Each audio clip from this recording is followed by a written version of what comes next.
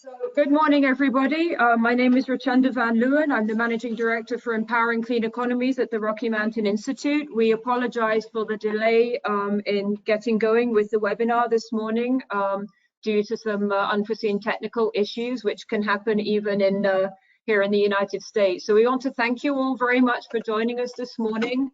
And we're going to get going right away to make sure that we make the best use of everybody's time. We have a lot to get through this morning.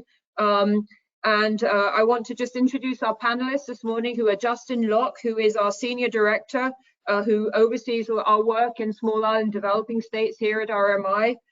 David Gums, welcome David, who is the former CEO of Anguilla Electricity Corporation, and we'll talk about some of his experiences having lived through hurricanes in Anguilla, as well as his work to help build devastated island economies, and Owen Lewis, who is RMI's operations manager, who is managing many of the aspects of our ongoing work here in the Bahamas.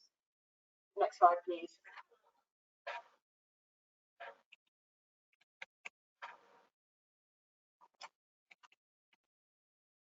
Just to talk through our agenda a little bit this morning. Just to say that we will be covering RMI's previous calls to action based on our prior work after Hurricanes Irma and Maria, which devastated other islands in the Caribbean previously. We will be talking about what we are already doing in the Bahamas, how this devastating hurricane has really affected the humanitarian context, and updates on the humanitarian side, which is really where the response is starting right now, and then moving forward a little bit also to RMI's immediate response and our work with our partners at the Caribbean Association of Utilities, as well as our longer term planning and development for resilient projects to help build back both in the Bahamas and more broadly. So without further ado, I'd welcome Justin Locke to talk through the call to action. Thank you, Justin. Yeah, thanks, Lucinda, and thank you for joining. And just for everyone, in terms of logistics, if you do have any questions during the webinar, we ask that you hold those and present those through the submit those through the chat.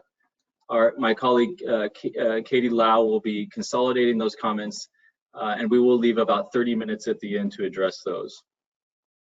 So as Richenda said, the focus of this webinar is to talk a little bit more broadly about RMI's efforts in the region, really drill down into the Bahamas, and obviously the focus is around the northern Bahamas of Abaco and Grand Bahama, who took a direct hit from Hurricane Dorian on September 3rd. Just some quick facts there. I know many of you are well aware of the devastation and the impact. Dorian caused a 25-foot storm surge across Abaco Island on the late evening of September 2nd, followed by 185-mile-plus-hour winds generated by Dorian, and that hit the devastation was concentrated in Great Abaco, but then also Grand Bahama took a direct hit with the Cat 5 wind speeds. We do have reports yesterday from both SEDEMA and CARELEC, the regional institutions with a mandate for recovery, that on Abaco 90% of infrastructure has been completely destroyed. On Grand Bahama, most of the T&D is completely destroyed. The generating capacity is still intact, although that was also compromised. On Abaco, the generating facility, which is in both islands 100% diesel, was significantly compromised, and there may be capabilities to get one back online. Now, we want to make it very clear that we are currently in a humanitarian phase. I think that many of you have seen the reports that the death toll is rising as we speak. Unfortunately, most of that is directed towards the poor population, which primarily comprised of Haitian undocumented immigrants. RMI is not a humanitarian organization, and we would recommend that everyone channels their inquiries if you want to get involved in the humanitarian phase to www.bahamas.com/relief. We also know that SEDEMA has the regional mandate in the Caribbean for the relief phase and understanding the impacts. And then our partners at CARELEC, which Richenda mentioned earlier, the Regional Utility Association, has a mandate for deploying emergency linesmen to restore emergency power.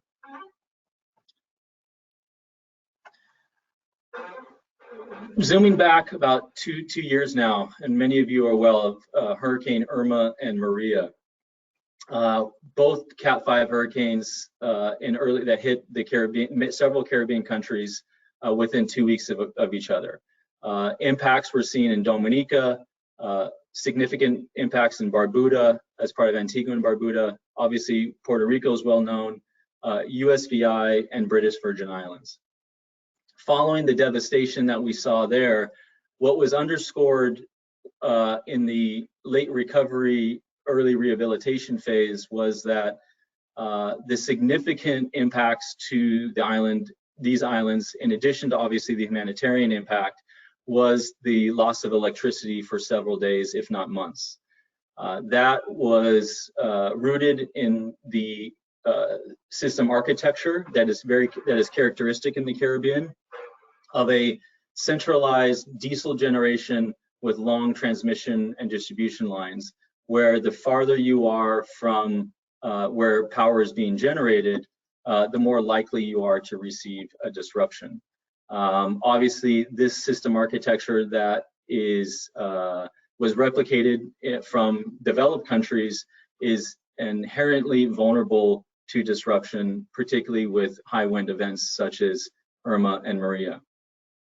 Following the humanitarian and recovery stage, RMI supported several islands in redesigning the electricity system to be more resilient, where the core criteria in the redesign process was resiliency as well as least cost. And through supporting countries such as Barbuda, British Virgin Islands, now in US Virgin Islands, as well as in Puerto Rico, and providing also back-end support to the Clinton Foundation in Dominica, we learned through going through that process that distributed decentralized generation, where generation is closer to load, where you don't have long transmission distribution lines, coupled with renewable energy that isn't reliant on other external infrastructure such as roads, bridges, ports for the import of fuel, is much more more resilient system architecture than a centralized fossil fuel. An example of that is in British Virgin Islands. All the generation capacity was concentrated in Tortola, and that fed 11 other islands through submarine cable. And obviously, those submarine cables were compromised, and the other 10 islands lost power as well. And so we supported the British Virgin Islands in developing a strategy known as the National Energy Transition Strategy that put BVI on a pathway towards a more decentralized, lower cost, more resilient pathway. In addition to that, supporting countries like Puerto Rico with collaborative around their renewable portfolio standards, as well as in Barbuda, rebuilding, redesigning the system and rebuilding that to be more resilient. We're happy to announce that with the support of New Zealand, as well as United Arab Emirates, that system in Barbuda is now being constructed to be high penetration renewable. Moving to the next slide. Following the hurricanes in 2017, one thing that we realized was that if we are going to move towards a renewable future, these assets have to be designed and constructed to withstand the future impacts. And we analyzed several systems in the region that had taken a direct impact from Irma and Maria, some of which had failed and were significantly compromised, and others that had survived, to better understand how we can design and construct these assets in the future to be more resilient. The culmination of that analysis was a report known as Solar Under Storm that provides best practices and guidelines for designing and constructing ground mount solar PV systems to withstand Cat 5 hurricanes, which we think is critical so that after these types of events, countries don't move back towards diesel because these assets are compromised. And as an antidote to that, we have David Gums here, former CEO of Anglec, who had a 1 megawatt solar PV project that was completely destroyed, and some of the lessons learned from that as we look to rebuilding for the future. Good morning, everyone. My heart goes out to all those affected by Hurricane Dorian in the Bahamas. I've had the unfortunate experience of surviving Hurricane Irma in 2017. After experiencing 6 hours of continuous 200 or 180 to 230 miles per hour winds for a period of about 6 hours, much of which that time was spent in a half bath after losing part of my roof, bracing a door with my brother, with water coming in, and the winds just wreaking havoc on your home.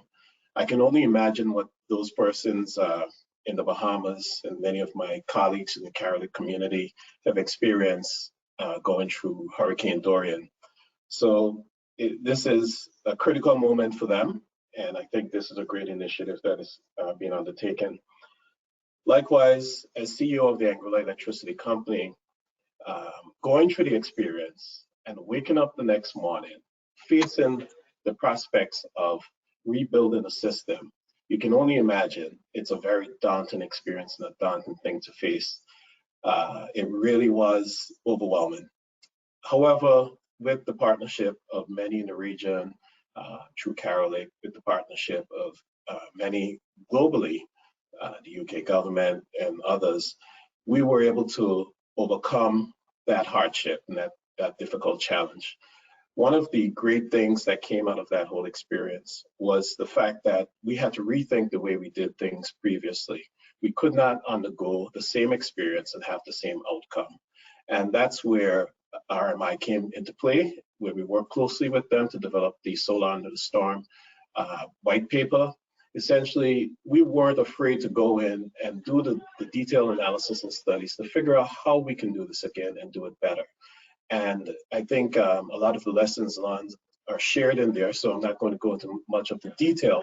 But essentially, this paper allowed us to set the template in a time of great need to rebuild in a way that made us more resilient, so that we don't have to face this experience each and every year we're threatened by a Category 5 or other storm. So I think it's a great opportunity to have to share this information with others at this point in time. And I think I'll leave it as that. Thank you, David, for sharing that experience. Maybe just to zoom out a little bit, Rocky Mountain Institute is currently working with over 15 countries in the Caribbean. We do have a strong focus in the Bahamas, which we're going to talk about in a little bit, but that we have several staff members deployed across the region in different capacities. Our normal operating procedures are designed around 3 essential pillars. Upstream energy planning that is done in an inclusive way to help countries define and realize their energy visions by developing detailed national energy transition strategies that identify the optimal combination of energy investments for a particular context. Taking those pipeline portfolios and de-risking projects to ensure that they are commercially viable and bankable, and bringing those to the market. And most importantly is building capacity at every step of the process. Our strategic partner in Carolec hosts the Carolec Renewable Energy Community, which is designed to share lessons between countries and bring in outside expertise to augment the local capacity to ensure that everyone has the appropriate information that they need to make informed decisions and are going through this journey together. I'm going to hand it over to my colleague Owen Lewis, who is our operations manager, to speak specifically about the current portfolio of projects in the Bahamas prior to Hurricane Dorian hitting the Northern Islands.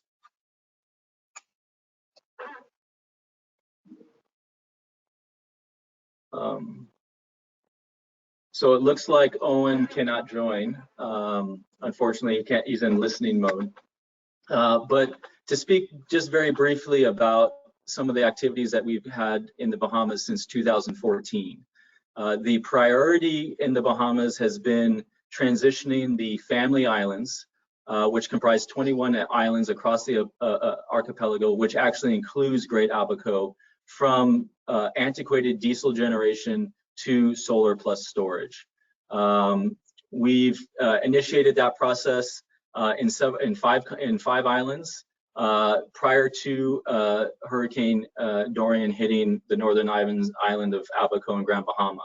It is important to note that under phase 2 of that program, Abaco was earmarked to be transitioned, and obviously now that has been prioritized. In addition to that, following Hurricane Irma and Maria, Ragged Island in the southern Bahamas, similar situation to Abaco, much smaller island. All energy infrastructure was destroyed during that event, and working with the government of Bahamas and Bahamas Power and Light, we're able to design a renewable energy microgrid consisting of solar plus storage with some minimal diesel backup, designed to Cat 5 standards following the solar under storm recommendations. And we're happy to note that that project is underway. The contracts have been signed and the procurement process is underway. The picture that you're seeing here now is a 1 megawatt car park solar canopy. It is the largest in the CARICOM region from a solar car park canopy perspective, designed to Cat 5 standards. We do want to note that Dorian, this asset did not take a direct hit from Dorian. It was on the outer bands of the storm, so it did receive high-end tropical force winds. And we're happy to note that there was 0 damages, and it was producing power not only during the storm, but immediately afterwards. In addition to that, we've been partnered with the government to do solar rooftop projects across several buildings in Bahamas. So a long history of working in the Bahamas, and have been fully embedded there for some time. Now, fast forward to 2 weeks ago, September 3rd, when Dorian hit. Obviously, as I mentioned earlier, the focus is on the humanitarian effort now. But the Prime Minister did mention yesterday that we are moving now into the recovery and soon into the reconstruction phase. The focus of this call to action is around the medium to long-term rebuild, parallel to the emergency power restoration process that is undergoing. As I mentioned earlier, we are happy to note that we are partnered with CARELEC, who has a mandate for deploying linesmen from utilities around the region to provide emergency support to restore the current system. We are actively fundraising to support CARELEC in those efforts through the mandate that they have to deploy these linesmen and restore power.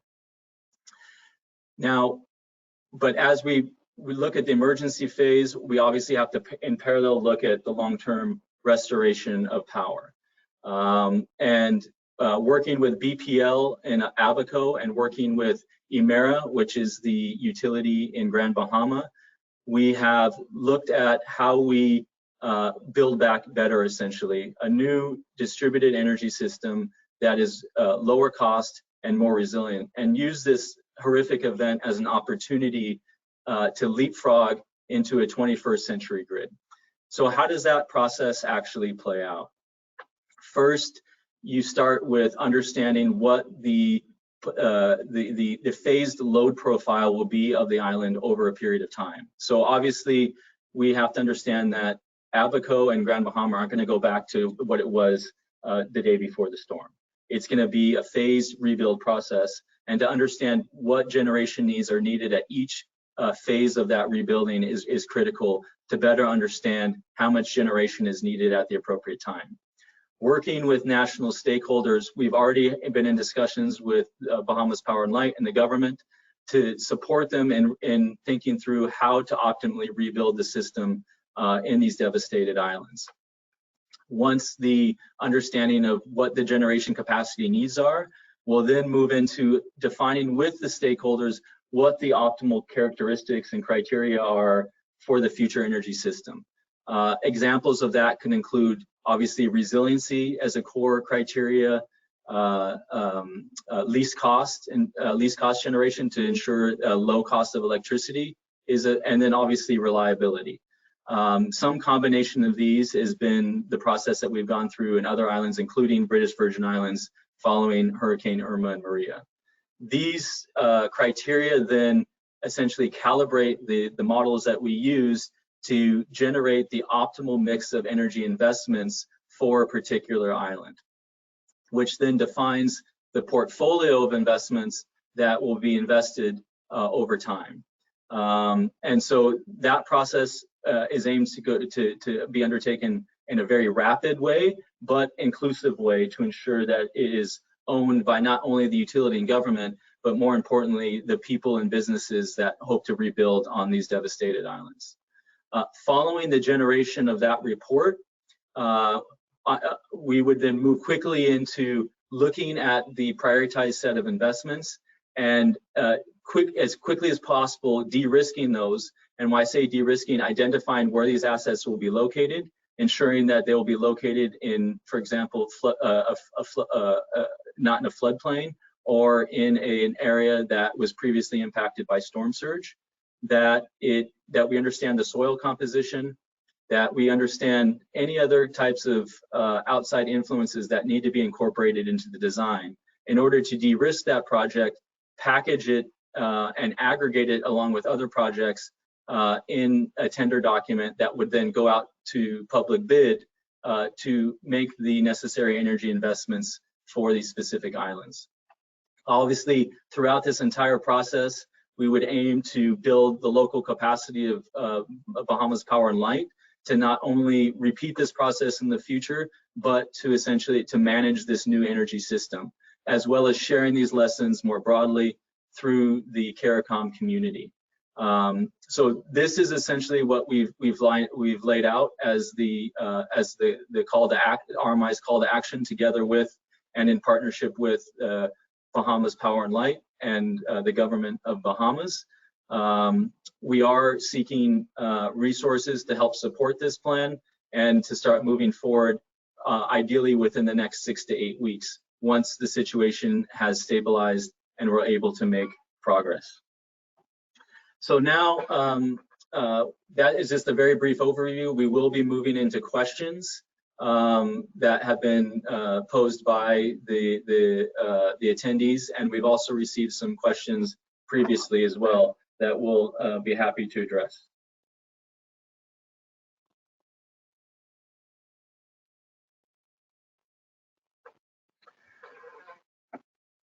So the first question that we've received is, what reports do we have of solar systems and other renewable infrastructure surviving the storm? Well, obviously, when you get a 25-foot storm surge, it is very difficult to assess, the survivability of such assets. We do not have any specific information on any ground mount systems. We do know that there was some rooftop systems on the island, obviously being with these structures obviously being compromised. As I mentioned earlier, obviously somewhat anecdotally, the system that was installed on Nassau, which was designed to Cat 5, did survive the tropical storm force winds. It is important to note that Nassau did, for the most part, lose power while that asset was still generating power throughout.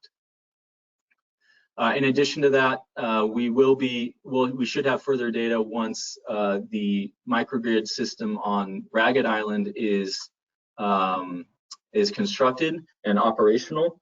And then we'll have further data once, obviously, if that system takes a direct hit further on.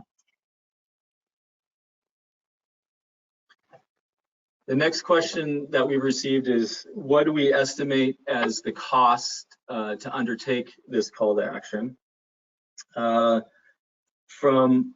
our experience in the British Virgin Islands, to do this across 2 islands, which would be Grand Bahama and on Abaco, to both run the rapid integrated planning process to identify the optimal new investments, generation investments for these 2 islands, as well as de-risk an initial cohort of renewable energy projects that would be put out to bid, would cost in the amount of somewhere around 1.3 million US dollars.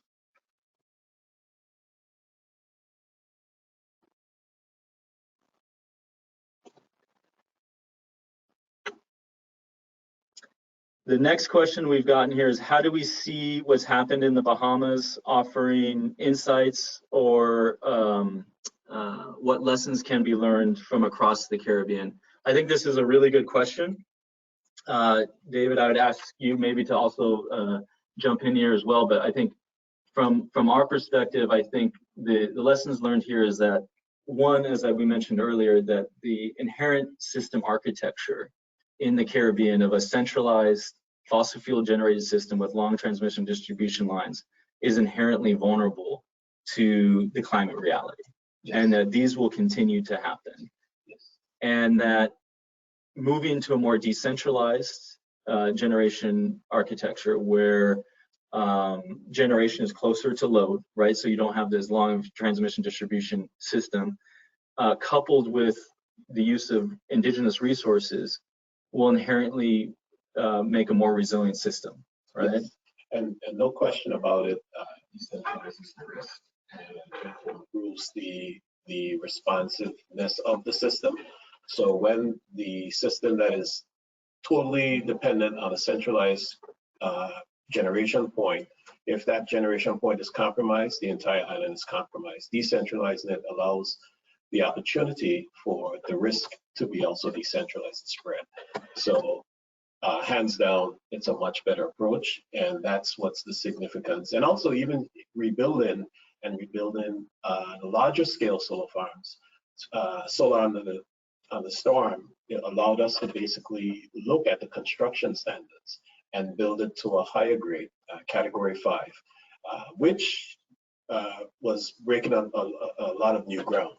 So there were a lot of new concepts, a lot of new things, and just the engineering studies that came out of that allowed us to rethink how we would basically rebuild all solar farms going forward throughout the region. Interesting. And another question that we've got in here is, beyond solar and battery storage, right? What other clean energy investments can be made, such as wind? And is it possible to also ensure that those assets can be built to Cat 5 standards? Yes, and there's some new construction engineering for wind farms that is happening. There are certain things that have improved their resiliency over the years. Ensuring that they are Cat 5 resilient is going to be the key test, and I think that's a role that RMI can play. Great, thank you, David. The next question we got is, what lessons can be learned from Hurricane Maria, and what has Puerto Rico specifically done from an energy perspective to be more resilient? Maybe David, I'll start with you in terms of what lessons that we can learn from Hurricane Maria from the utility community, and then I can maybe touch on a little bit of what we've learned in Puerto Rico through our work there. Sure, and I'll keep it in terms of the renewable energy context, because there are a lot of lessons learned across the board in terms of resiliency and capacity rebuilding in this case. But essentially for all the islands, including Puerto Rico, one of the things that we have to really look at is our critical infrastructure and how we could basically make our critical infrastructure more resilient throughout the island. So if you focus on the energy aspects of that, we talked about integrating distributed solar We talk about higher standards for the solar farm construction. And obviously, one of the obvious things would be underground in any transmission and distribution system that complements that. So we're talking essentially about the future, but we know that we do have existing systems that have to be measured and managed in some capacity at this point. So on the undergrounding note, before we maybe go into Puerto Rico, I think one thing that we realized about, obviously that is kind of the go-to, right? Traditional, like just underground everything. But the cost to underground everything can often be 7-8 times what the cost to actually rebuild the system. 10 times, right? So I think it's important for people to know that undergrounding everything is not the most cost-effective solution in most cases. It's not practical from a time standpoint. You can't underground everything tomorrow. Right. And that's something that you can start, because it's going to take time to do a lot of the rebuilding that you need. So you start with your critical areas, your critical facilities, and make sure those are resilient. But we have to also integrate microgrids and renewable energy that is distributed so that these systems can survive independent of that grid. We're talking about a 20-year, 30-year exercise for undergrounding without immediate funding. It could even take longer. Yeah, and I think this point, and I think this ties into the question around Puerto Rico, is that one lesson that we've learned, right, through Hurricane Maria and Irma, is that the initial impacts of the hurricanes or storm surge aren't what causes the most death, essentially. It's the lack of services which are tied to the energy system, and when those systems are disrupted, health systems, water treatment systems, telecommunication systems, when the economic impacts actually come in later on around, the banking systems not being able to operate. I mean, we were in BVI, you couldn't go to the ATM for 2 months, right? Fuel. Yeah, fuel. Get fuel to that because the bunker system might be compromised. Fuel cost goes up tremendously. Right. You're hopefully going to get it, because in those contexts, if the facilities, both the ports and docking facilities are compromised, all that becomes a question mark. And you got to think about, we were thinking about bringing in barges that could basically go on shore and roll off equipment and fuel and so forth. Those are a lot of things that are highly technical, highly costly, and we just need a better way to get it done. Yeah, and so this is, I think, one of the main learnings that we've not only taken from Puerto Rico, but others, is having a focus on microgrids for critical facilities and services, right? So looking at your health facilities, your water treatment facilities, your telecommunication facilities, and ensuring that those systems have microgrids that are tied to the grid and can contribute to a lower operating cost. So it's not a sunk cost like a diesel generators that sits there. It's actually lowering your operating cost during normal times of operation. But when the grid is compromised, those systems can operate independently and still produce those critical services. And I think this is something that we've spoken with Bahamas Power and Light with, that the focus of the rebuild and the redesign in Grand Bahama and Abaco will essentially focus on concentrating the generation build out, starting with those critical facilities. So that's where the new system architecture will essentially build out from the critical facilities themselves to support other infrastructure. And what Lee said exactly is very important. I'll put it in real context. When we were rebuilding our grid, it was going to take us easily 30 to 40 days to get to a particular area, tourism district, I'll call it. And this one segment of the tourism sector, a number of hotels were very close together and available and ready to receive customers in tourism and help to revive the economy of the island. But we weren't going to be able to get there for some time. So they were considering, we were considering actually putting in a mobile system and supplying just that particular area until we could get there at a later point in time. Well, the microgrid context, if there was something smaller immediately available with battery storage that could help facilitate something like that, it could come back on stream very quickly and would take part take out or put back on the grid or electrify a significant percentage of the economy, the economic engine of the island. Right, right. And so we spoke obviously about the importance of microgrids. We've talked about them on Ragged Island and smaller islands, right, where it's a high cost of producing electricity because of that very expensive diesel supply chain. We've talked about microgrids for critical facilities, right, having a grid-tied microgrid that can also operate independently. What other role in the utility community do you see microgrids playing as we look to rebuild an Abaco and Grand Bahama, but also as we transition the other islands that weren't impacted by this specific disaster? In the Anguilla context, we have a large part of the island that is served, and it's back to the same district where a lot of the hotels reside, that we have a long transmission line sending power to. There are losses along that transmission line, and we have one centralized plant. So having that microgrid helps us to stabilize the quality of power in that area, helps us to reduce the cost of providing power to that area, and also from a resiliency standpoint, helps us to spread our risk.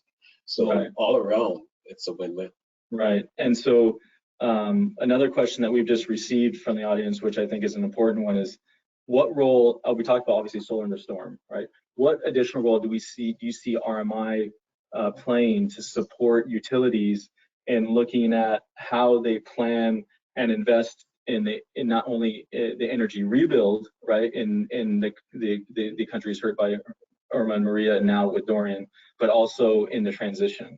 Yeah, that's why I'm a bit emotional about this discussion, because it brings back a lot of memories. But beyond that, this alone is a big step. This alone helps us to get the resources and gather resources and raise funds to. And let me tell you, something as simple as the linesmen that are working to restore this grid, who are dedicated, passionate about the work they're doing it day and night. The little things, the water, the food, the cheering, the celebration, those are the things that really is going to help rebuild the system and rebuild the people. It really is almost therapeutic in a way, right? So this call alone helps us to get closer to those type of things. Beyond that, the technical expertise that RMI brings to the table, the relationships that RMI has that allows us to lean on various expertise to simple things, because as CEO of the utility, a lot of pressure to rebuild the system. Customers are on you every day. You don't have time to go out there and think about how we're going to rebuild our solar farm. It's devastated. And to get to that, we need the support, we need the knowledge, we need the expertise to come in and basically ease that pressure so that we can focus on the people things and rebuilding our lives. Okay. So I think this alone goes a very long way. So I spoke earlier about, and this is another question from the audience, which I think is a very important one, around timing, right? After Irma and Maria, we can honestly say that many countries are still rebuilding 2 years later. Yes. Right? That while there has been progress made, it's been mostly made in an ad hoc fashion with some planning, but that many of these projects planned are still not up and operational. Realistically, what do we think the time frame will be to rebuild Abaco and Grand Bahama in this context?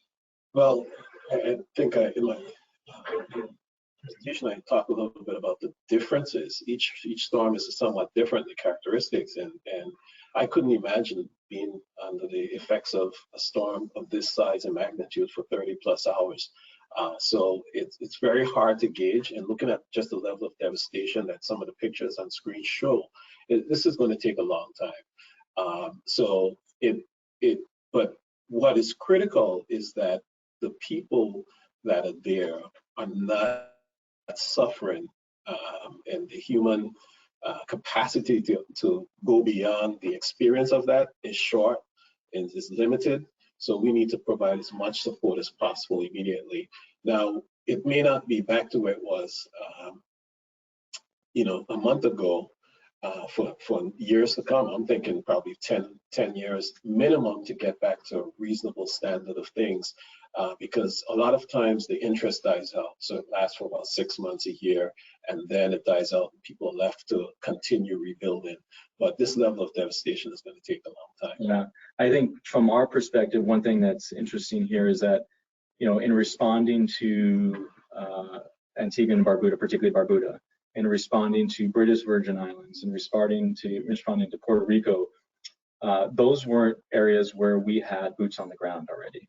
We had not, RMI had not been fully invested in those countries prior to the storm. So it took time to mobilize, build the relationships, you know, and get things moving. Whereas in the Bahamas, there was already a plan to transition to Abaco, right? We've been operating there for now 5 years. We've deployed several projects in the ground. So at least from our perspective, we feel that at least that ramp up phase can happen much more quickly, right? Because we already have those relationships. There's already a plan in place. There's a mandate to do this work, right? Which we hope will truncate some of those timelines. But obviously, you know, given the devastation that you said here, the humanitarian phase is critical, right? And making sure these people have the resources. And